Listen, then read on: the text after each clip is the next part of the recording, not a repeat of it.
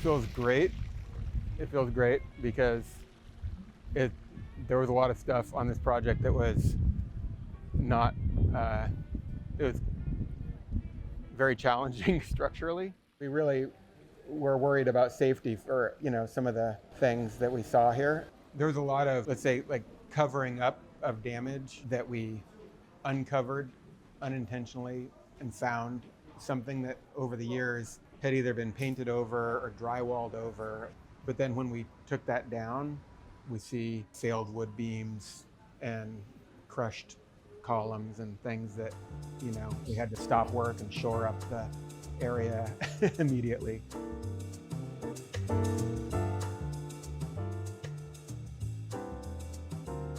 Most of the rooms were very unique because over the years they would do things like add plumbing, and then wherever the bathroom ended up, they would have to adjust the walls for the things that they're adding.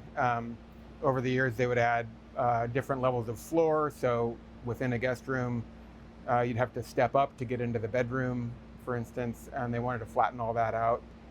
This whole west side facing the ocean was rebuilt basically from the inside out. It's pretty unusual to have this big of a renovation.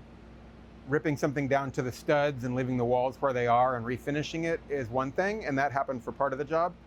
But essentially removing all of the walls within the outer structure of the building, we removed most of the interior walls, shored the whole thing up, and then rebuilt the walls where the architect wanted them. That's unique. The balconies were historically preserved as much as possible.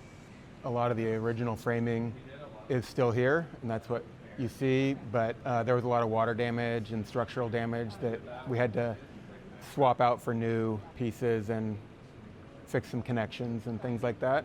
A lot of dry rot and overstress.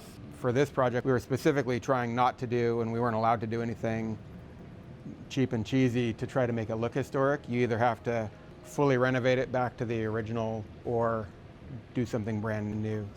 This was the historic railing, but it doesn't meet current code, which has to come up to here, and it's not strong enough anyways, but it was kept because of the unique detailing. During construction, some of these restaurants remained open, so they're still doing events out here in the courtyard behind you. It's just a very lively area, and there's like a spa down here, and we were like running scaffolding down over it and having to like open up the floor above the spa, and they were like aligning appointments with the construction schedule. It was pretty funny.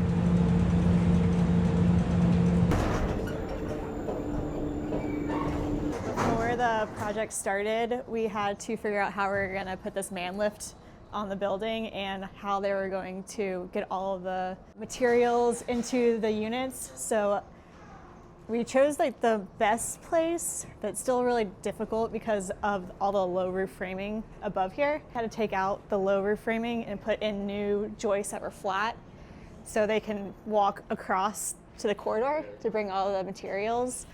And we also had to make sure that the Manlift wouldn't fall over in an earthquake or a wind event. So we put these wood sleepers over here and we strapped it all down so if something would happen, it wouldn't topple over. And then after they take the Manlift down, we're gonna have to take off all this framing and rebuild all the low roof to make it look like how it used to. Yeah, so we had to do it with the 2 Manlifts, and then we also had to design the foundation for the crane and also make sure that the weight wasn't surcharging the actual building because there's a basement and parking garage below as well.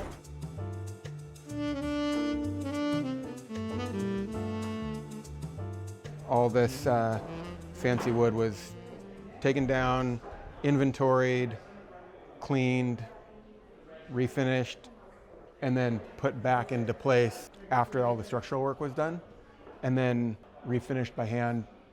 And we have pictures of like stacks of little bundles of blocks of wood with like masking tape around them and like, handwritten designations, because when they disassembled all this fancy wood, these guys figured out like organized where to put it so that they could put it back when it was time in exactly the right spot.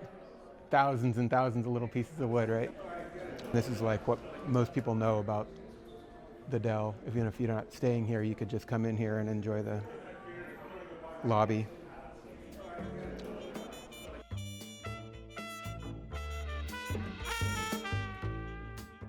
They tore off the old facade, which had been built up over the years. So that project pulled it back and stripped it back to the pretty much the original facade.